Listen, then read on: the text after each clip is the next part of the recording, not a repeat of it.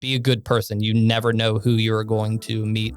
And don't just do it so you can leverage the asset of relationships further down the road. I mean, just be a good person to be a good person morally.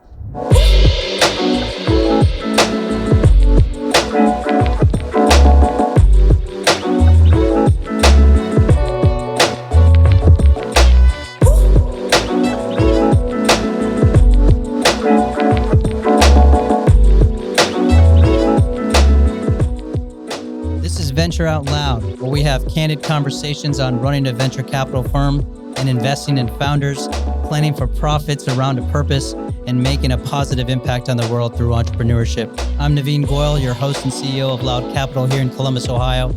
Today is very special. Today we have Ryan Retcher, COO of LOUD Capital, as well as a very special guest who just flew in from LA this morning and used to be a professional musician, Brian Penick, who is Chief Marketing Officer at LOUD Capital, as well as a partner. Welcome, Brian. Thank you so much for having me. Always excited to be here. So let's just jump into this, okay? What is a professional musician, first of all, doing in this studio? Because I am honored to be in the presence of someone who's toured the world and probably done crazy stuff that we really can't talk about at the moment. That's some of that's true. Certainly some stories that could be told after dark. But in general, I think I was definitely one of the good guys out there. But transition was really interesting. Started touring as a young musician, as a 16-year-old, and had a lot of success in my career early on. Very interested in the music business throughout the entire time in my career. I'm going to interrupt for 1 second. Please. So I'm a kid out there, and I just heard started playing when I was 16. Started playing out when I was 16. Started playing when I was 13. Wow. And so did you want to be a musician all your life? Growing up? So funny story about that. My dad found his way to a drum set from one of our neighbors, and he was downstairs in the basement playing, and it was terrible. It was just noise. Sounded like somebody threw a drum set down a flight of steps, but it was him attempting to play. And I very bullishly said, I can do that better than you, as many kids do with their parents. Yeah. And he handed me the drumsticks and said, do it. And I said, okay. And started playing from there, and never had a lesson in my life. Just always, try to mimic things that I saw on TV and heard on the radio, things like that. Wow. So if I'm a parent and I'm paying for very expensive lessons very frequently for my kids to be potentially a professional, that is not the only route, is what you're saying? Definitely not the only route. I wouldn't discourage anyone from taking that route. In hindsight, I wish I would have taken a few lessons, but I'm certainly happy to have gone down this, self-governed route, and definitely ended up in what I feel is a more special place because of it. And Ryan, did you used to play anything? Nothing of note. Certainly not professionally. Okay. Yeah. I mean, professionally, I think is a whole nother level, but I used to play the trombone, and a really quick, interesting, maybe not interesting, but I wasn't that tall, and the last note I could not reach.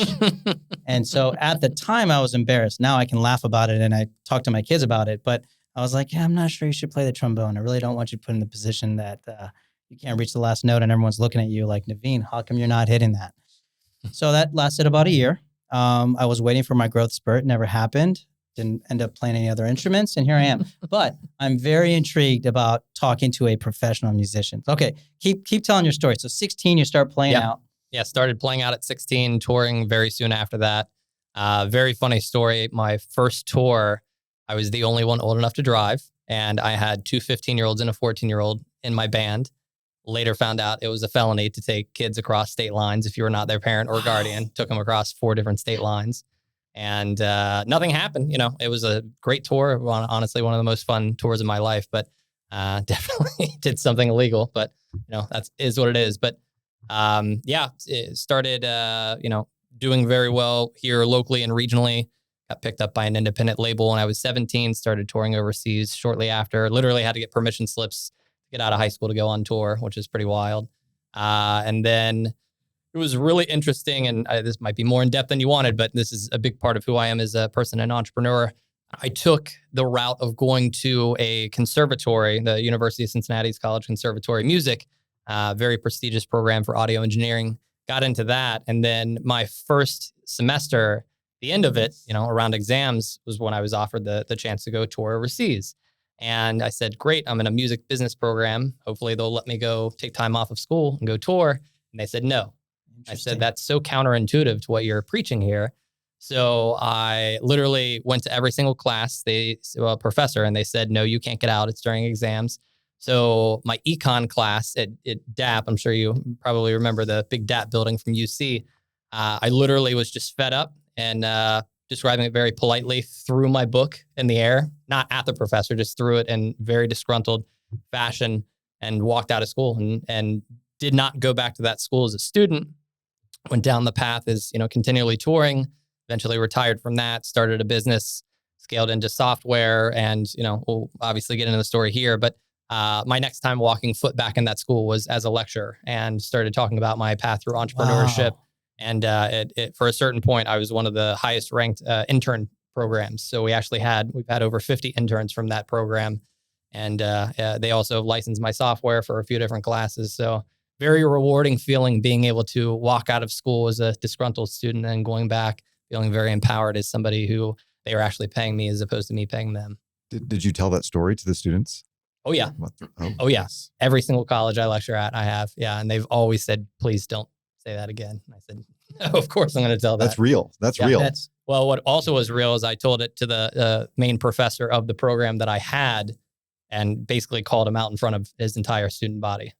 Yeah. I mean, I'm sure us three can talk about this conversation on the subject of higher education, probably at a future date. However, it's something, food for thought, right?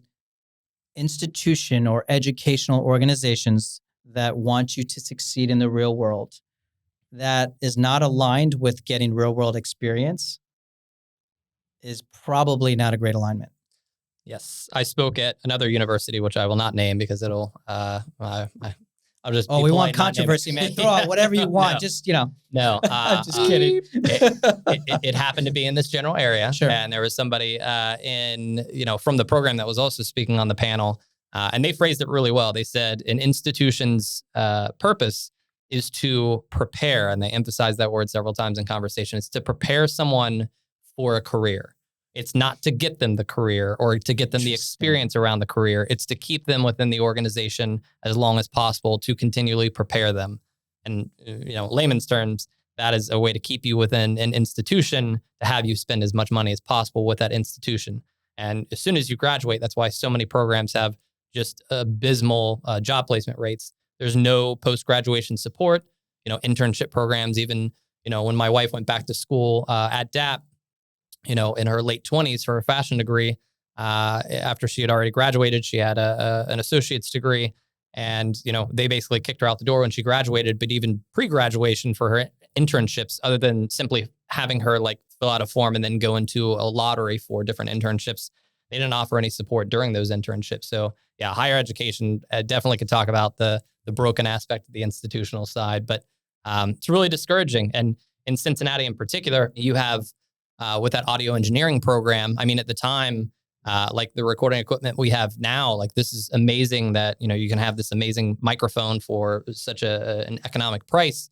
And it's not cheap necessarily, but microphones back in the day to do something like this were thousands of dollars. Wow. And I remember you had to, there's a system called Pro Tools that by year 3, you had to have a full Pro Tools rig, at least the 3.0 version. It was like a $50,000 rig to go to that school on top of the price of schooling. So if you think about the disparagement of, maybe somebody, from an economic class can't afford that. I mean, that would have been a financial struggle on my family as well. But now you have still a notable school, and in that community, you don't have an infrastructure and an economy around that. So you have all these people with 50K plus Pro Tools rigs that I went to school with that are charging $15 an hour in their parents' basement to record local cover bands. So there's such a separation between the career side. And I know this is completely off topic from what we originally started talking about, but I didn't want to be just somebody with a nice recording rig, in a secondary city where there was no talent. I knew that I would always want to move to New York, Nashville, LA, something like that. But again, going back to the pure concept of I had the opportunity to pursue a literal career touring internationally, and my school was not supportive of that. In fact, they were discouraging that. I said, why am I here? What am I doing? Why am I spending my own money to be here? So left that. And like I said, launched my own business in 2010, the year before I ended my own touring and recording career, and scaled it through the venture realm as an entrepreneur first, raised some capital, and then was successful with the company and had an acquisition to a small public company and started working. Let me just cut you off Yeah. really quick for a second. So is this, hey, several years ago, you're in Ireland banging the drums, it's late night, and something pops in your head that says, I want to do business. I want to start a business. Like, how did that transition happen? Because you said that really quick, which was probably a lot of years, a lot of thinking, a lot of work, raising capital. I mean, that's people dream of trying to do this stuff. So just walk us through a little bit of that. Yeah, of course. It certainly there wasn't like an aha moment or anything like that. There was a late night in Ireland sometime. Not in Ireland, no. In Japan and many other. Okay. So, but when you are a musician, there's obviously the talent side, and then there's the business side as well. And there's typically someone in between. And that term historically was called key man. Now it's key person. And the key person in any band is the liaison between your professional team and the talent side. And, in a 4-piece rock band, it's very common for your guitar players and bass player to be like songwriters. And then the drummer, who doesn't actually contribute on the songwriting side, I did more on the accompanying side. I was the key person. I was the one on the phone with our manager, on the phone with our accountant, our attorney, our record label, all of that. So I was, essentially managing the business. I always said my instrument was the drums in the business within the band. And I learned a lot throughout that process. But when I would come back to Cincinnati in between tours, which I did a stint where we stayed out on the West Coast, I always had a lot of younger musicians that were asking me like, hey, how did this happen? How did you get on this big tour? How did you tour overseas? How did you get signed to this label? How this, that, and the other. And I always had a lot of joy in talking to people and sharing my experience and just being like blatantly transparent. Like, if someone is out there to screw you over, I'm going to let you know who that potentially is and how they could screw you over, and make sure that really nobody made any mistakes that I did. I'm certainly not perfect. No one is. And I really just wanted to help people navigate throughout their own careers. And again, avoid those roadblocks if possible. So that being said, it was a fairly natural transition when I decided that I wanted to stop touring, which I did take a few breaks, throughout my career. Touring it'll really, really wear on you. I mean, there's a lot of highs during touring, but there can be a lot of lows as well. So I took breaks in between different projects, but I knew towards the end of my career, the last year or two, that, I was going to hang up the drumsticks, so to speak, at a certain point. And I had people that were telling me like, I will pay you for your advice. And I was always, my rule was buy me a beer. Well, whatever advice I can give you during the beer, which usually turned into several beers or whiskeys, things like that. Like, I'm happy to share. And at a certain point, I knew I could monetize it, but I knew there was an ethical way to do it. So I wanted to find that balance and took about a year to explore that model. I actually started my business. I started that about 6.5 months or so before I actually did retire fully from touring. And again, just really making sure that there was the ethical component built in there. I wanted to make sure if somebody was spending money, they knew what they were spending money on, that when they, when there was a transaction, that they knew exactly what, they were spending money on, they set expectations right away. There's no guarantee in success. There's no guarantee in, especially the entertainment realm. So all that being said, how could I be one of the good guys out there? Because there are certainly some that helped me throughout that process. So yeah, ethics was a big part of it for me. So it sounds like making it a transparent, situation for musicians, making it more accessible and the knowledge to be upfront. Mm-hmm.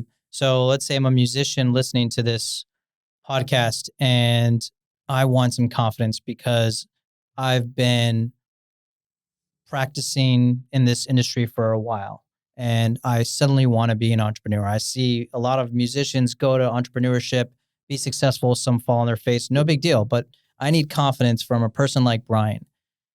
What do you tell a musician? What are some traits that you can bring? What have you proven to yourself that you can apply to in entrepreneurship? Yeah, no, it's a great question. I think by trade, a musician or any creative creator is an entrepreneur. I mean, it's content marketing, it's business acumen, it's all of that factored in. If you are, especially someone doing something for profit in the entertainment realm, you are creating, you are producing, you are selling, you are, working to build that engagement. Any monetary compensation is really the icing on the cake.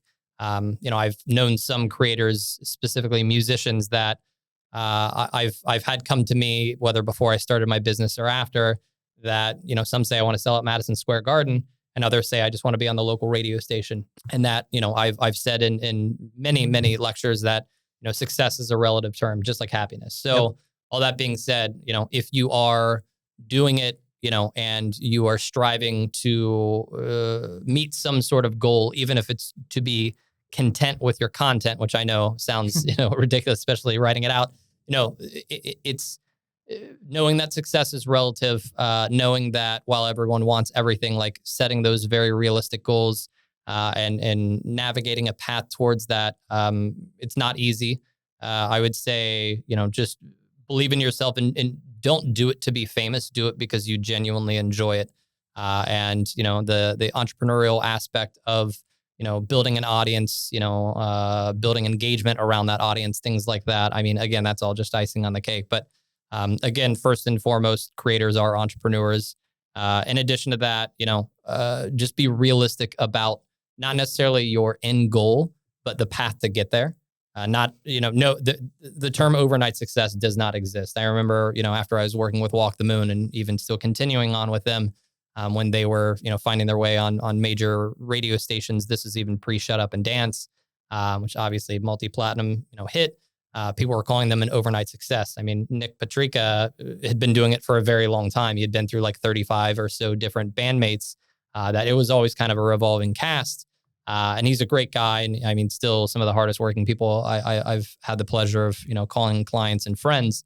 But that being said, he had been doing it for so long and put everything into it. And a lot of the artists that I work with had been doing, the same thing and haven't reached that level of success. But again, some of them, I'm not going to weigh in who's happier versus the other. But again, as long as you're doing it for the right reasons and you're genuine, and another piece of advice is just be a good person. You never know who you're going to meet. And don't just do it so you can leverage the asset of relationships further down the road. I mean, just be a good person to be a good person morally. But I can't tell you how many times I've seen, even with my band, like there are bands that we opened for that later on went on to open for us. And, if they were jerks when we opened for them and they asked if they could open for us, we told them no. And, there were also a lot of people along the way that really helped us out. And we made sure that those were the people that we could go back to and help. And not outside of my own career with some of my clients, it's the same way. Just be a good person, do good things, try to help people, and hopefully it'll circle back to you if the stars align. So I have a question for you. We've had the benefit of knowing you for some time and have heard a lot of stories and know more of your backstory. But one of the things that kind of strikes me is, so you're a professional touring musician. You work with record labels. In that context, you advance to entrepreneurship. You start your own companies in the music industry. You're working with record labels in that context. You're also at the same time working with venture capital firms and investors. Mm-hmm. And then now later you're involved in a venture capital firm, on this side of the table. I find it kind of interesting as I've talked to you, how music record labels tend to have some of the same characteristics as venture capital firms do. So labels to talent, and VCs to the founders and companies that they're working with. What parallels have you seen in that, and what are some differences? Yeah, there's a lot to unpack there. I've preached for a very long time. There are a lot of great record labels out there. There are also a lot of terrible record labels or record label staff out there. And, without going into details, one of my own bands that I decided to part ways with as, things were really heating up, they ended up signing to a major label and really were left in the dark, to put it very, very politely. And it was unfortunate, but it's a story that I've seen time and time again. I know there are a lot of entrepreneurs that have had negative experiences with VC firms, but all that being said, a record label is a bank. that has a marketing department and a sales department and all of these other components. And it's meant to provide that support and really help scale an artist's career. But I certainly wasn't the first, but I think I was one of the earlier ones saying, like, you do not need a record label to launch your career. It is supplemental. It is additional. It can certainly help you. It can hurt you as well. And in fact, I was also, one of the earlier ones out there saying, instead of signing to a record label, form your own record label, build a brand outside of your talent, start to sign talent to your label, maybe do like a communal sharing aspect. And then hopefully, if you do get to a certain point where you sign to like a major label, have them sign you and act as the distributor for your own records on your record label. And then eventually that's potentially a secondary asset that can be acquired, or you can leverage that because, there's typical major label marketing strategy of, kind of like showcase heavy and then basically retire to the darkness for a few years to build up that excitement. So to answer your question more specifically, obviously a VC firm provides operating capital. And portfolio, you could think of it like the clients that are signed, so to speak. But outside of that potential monetary and strategic value, it is a world of difference, because a record label, while they should be much more innovative than they are, there are a lot of kind of tried and true pathways that they'll go down. That's why you have departments that are set up. Marketing strategies are either not written down at all and they literally make it up as they go, or they have kind of a one size fits all model that I was never necessarily a fan of. Even though you have like similar genre based artists, what worked for one pop punk band doesn't work for another pop punk band, and that was like the era that I came up in the early 2000s. But with VC firms, I know there are some out there that are, still have their tried and true path, whether it's on the deal flow and diligence side, or once they make that, investment, whether strategic or non-strategic, that they might go down. But the nature of, startups is to disrupt. And I think the nature of venture should be to support that disruption. And what I've very fortunately seen for the most part, there is a very specific, for instance, that I won't necessarily go into, but I typically only surround myself, before LOUD as, maybe a consultant or like an advisor to startups with VC firms that were very strategic and that wanted to provide more than just that capital.